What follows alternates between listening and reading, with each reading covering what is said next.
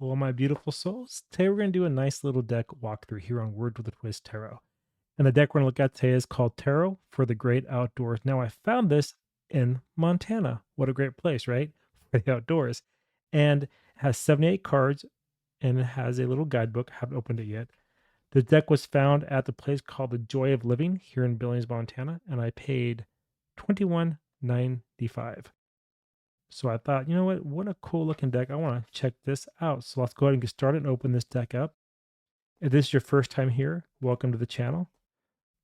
And from my amazing subscribers, thank you, because without you, this channel would not exist. All right. Open it up. Did I miss something? I think I did.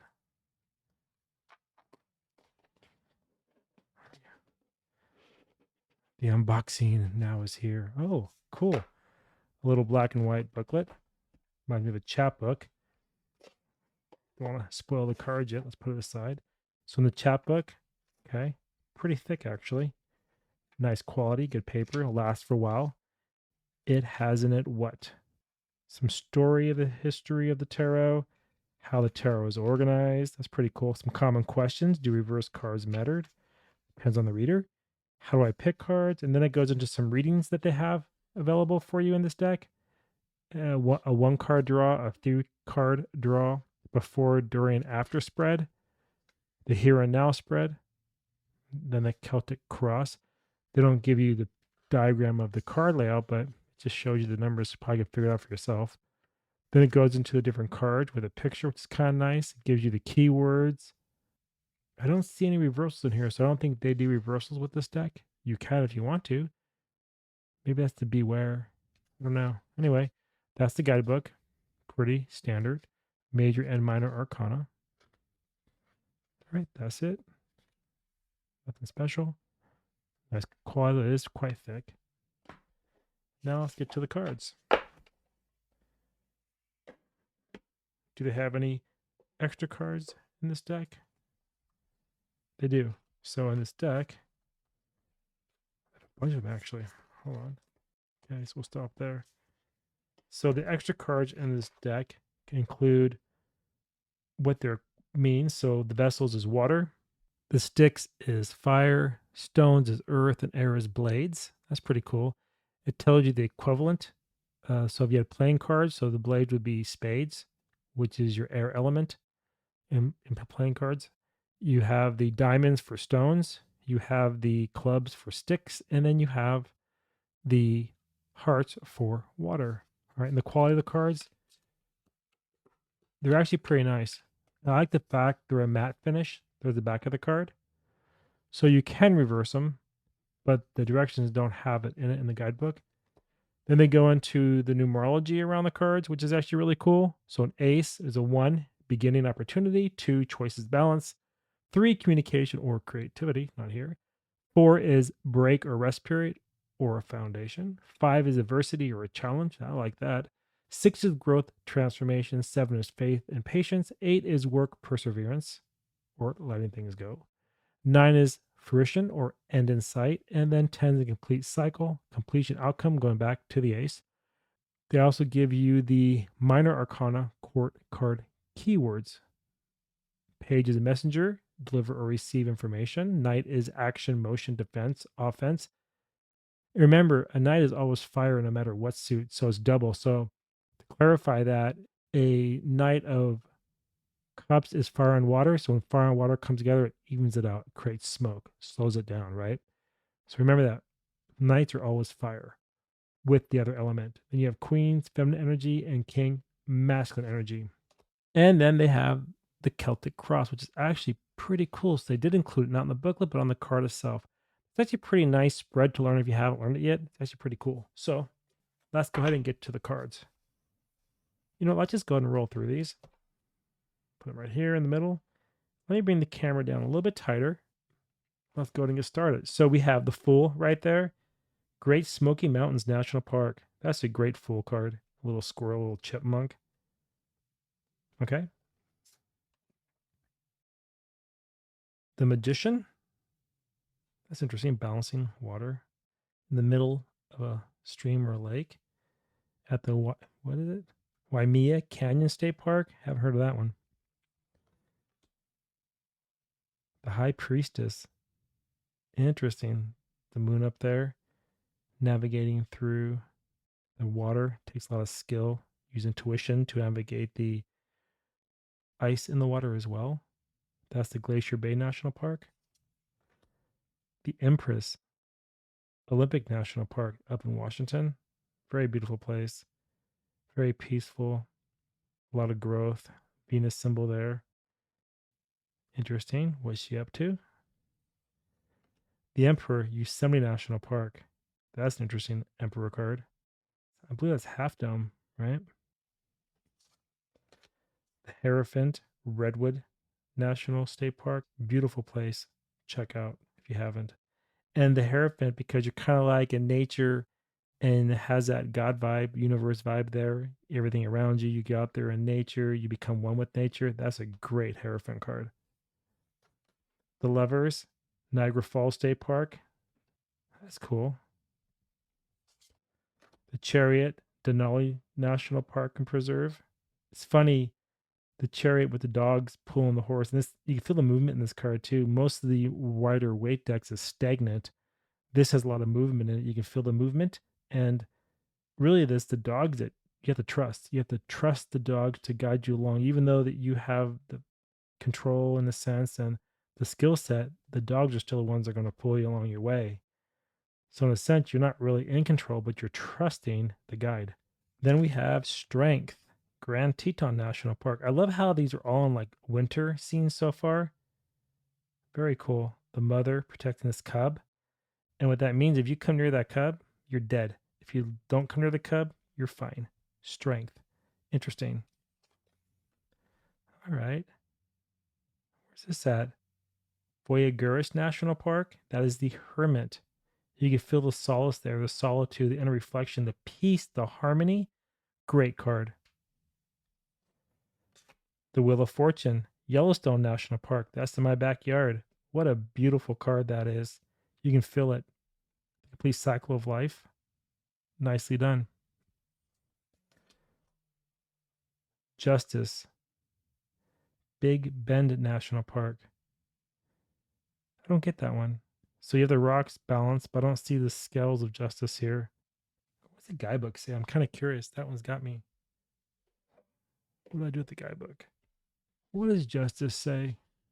Imagine you're hiking in the desert, passing by guave and yucca in this epicenter of plant biodiversity, and you come face to face with Big Bend National Park's balanced rock. Okay. This Texas icon is a symbol of perseverance and longevity that has intrigued humans for centuries. You might see it as an impartial observer in this environment. The balancing rock offers no opinion. The rock simply is. As you grapple with making decisions that are fair and balanced, either in your personal life or for larger environmental or social purposes, strive to remain impartial while you collect information, then move forward when you have observed all sides of the issue. If you find that you are making choices to make yourself look good, step back and simply ask yourself whose interests are being served here, right? When you draw the justice card, you may be making a big decision or facing a tough choice. Okay, I get by that. Take the time to examine all sides and settle on a direction. Be like the rock. Keep your balance, but be willing to budge when you learn new information. What's your thoughts on that? Drop the comments below. What do you think about that card, Justice card? Do you agree with that? Do you disagree with that? So the key words are self-examination, impartiality, and fairness. Beware, which I'm assuming is the reversed, is around self-righteousness and imbalance. That makes sense. So that's what that card means. Your thoughts? Drop them below. All right. After justice, we have the Hangman. That's interesting. He's in a hammock relaxing. I'm not quite sure if I get that card. It's not really looking at things in a different or new perspective. It's not really a sacrifice of any type because you're really just kicking back in nature, enjoying your time. But it looks like to me soul searching. So I'm not too sure what they had in mind for this card, but it's interesting anyway. Then we have the Death card. That would be Death Valley National Park. I've been there, man, and that place is hot. And the ground is dry. Nothing is there. But then sometimes you have these most beautiful flowers as well. So I guess that's a transformation of death where it transforms this place of just emptiness, vastness of just dried out soil, humid climate, hot, desert, desolate into a beautiful scene once in a while. Death Valley. Next is Temperance, Zion National Park. Balance. Hiking up the, yeah, I can see that. Keep your balance, you fall. The Devil, 15. Carlsbad Caverns National Park. All right, interesting. The Tower, Castleton Tower. The Star, Joshua Tree National Park. That's interesting. The Moon, Critters of the, I came through there through Idaho, Critters of the Moon National Park during the winter, man. That place is absolutely gorgeous. I never seen it outside of winter, but in the wintertime, it is absolutely breathtaking. I've drove through there many years ago when I was planning on moving to Montana the first time up around Glacier Park area. Didn't work out, but man, that is a beautiful stretch of road. The Sun, Arcadia National Park. Yeah, I can feel that. Judgment, Grand Canyon National Park. Oh, yeah, make the right move. If not, that is flipping.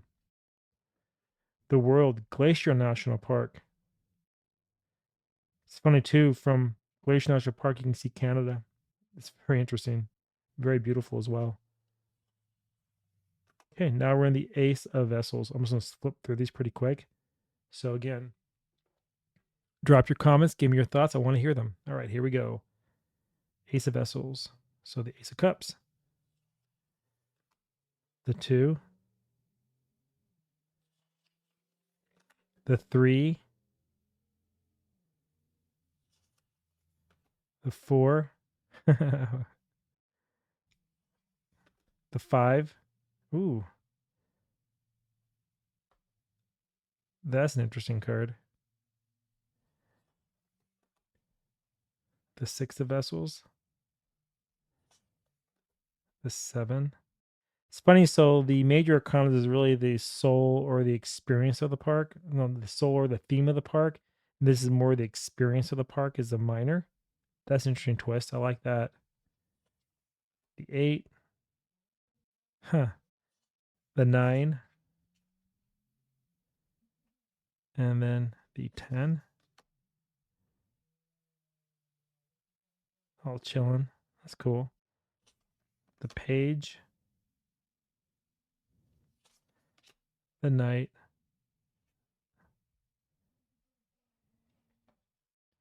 I don't know. What do you think about this deck so far? Thoughts, opinions, drop them below. You've liked the deck so far, give it a like. Queen of Vessels. I like that. And then the King. Master of the Water. That's really cool. Ace of Sticks. Master Wands. Fire energy. The 2 of Sticks.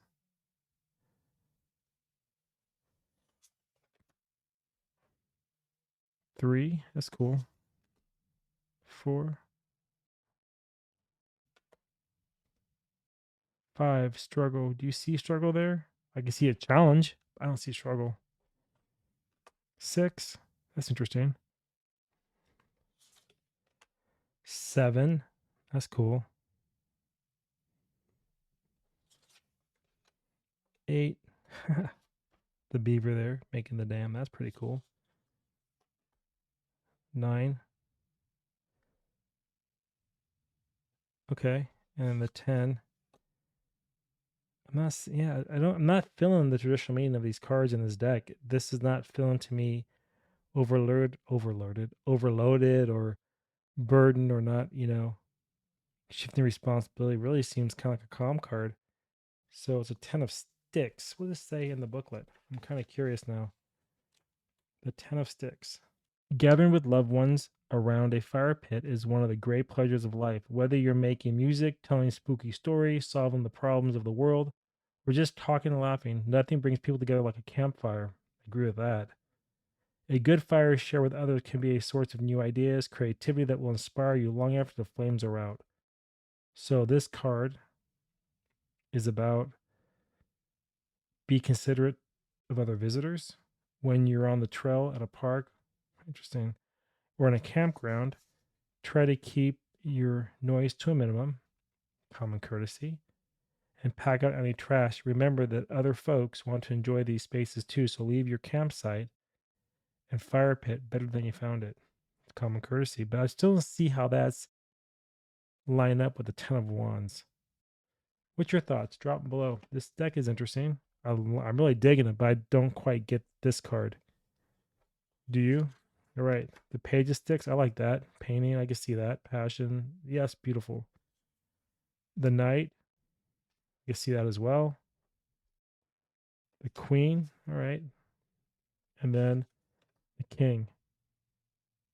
Very cool. Next, we have the Ace of Stones. That's your Earth, your Pentacles. All right. The 2.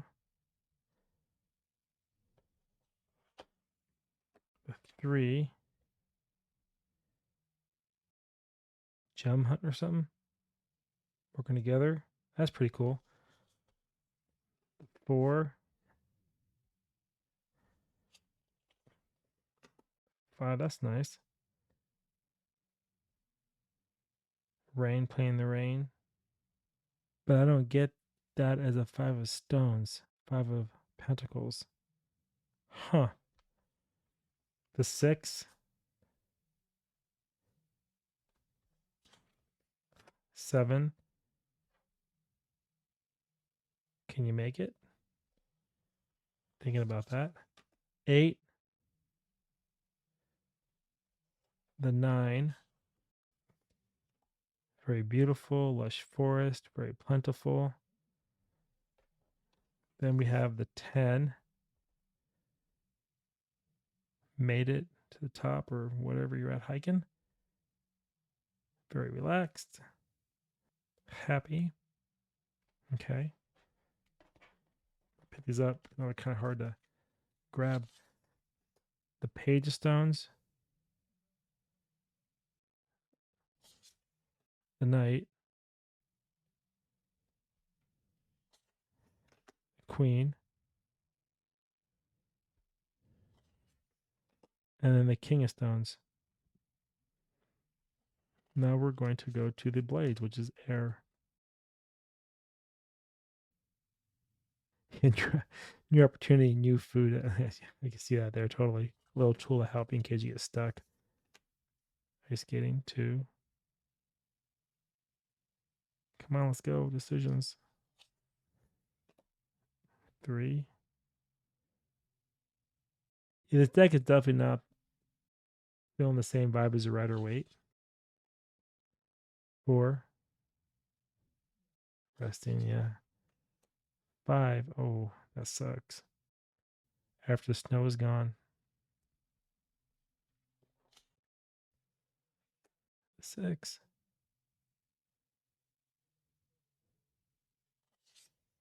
7. 8.